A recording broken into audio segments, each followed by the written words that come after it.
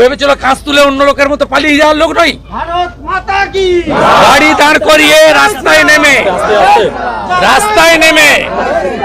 রাস্তায় নেমে ওদের মোকাবিলা করে এসেছি।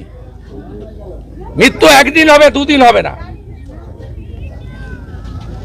কাপুরুষ নই, আমার বাড়ির লোক ব্রিটিশকে তাড়িয়েছে, তো আমাকে ভয় দেখাতে পারবে? এতগুলি মাইক বাজিয়ে এই যে ঘটনাটা ঘটলো, এটা এই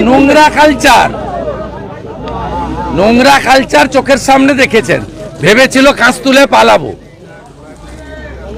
আমার উপর আক্রমণ করেছে আপনাদের সামনে। আমি গাড়ি থেকে নেমেছি, আমি ওদের মোকাবিলা করেছি, আমি একা মোকাবিলা করেছি। পুলিশ আধিকারিক গাংনাপুরে রশি দাঁড়িয়ে থেকে এই নোংরামিটা করেছে। এটা হচ্ছে মমতা ব্যানার্জি, তার পার্টির কালচার।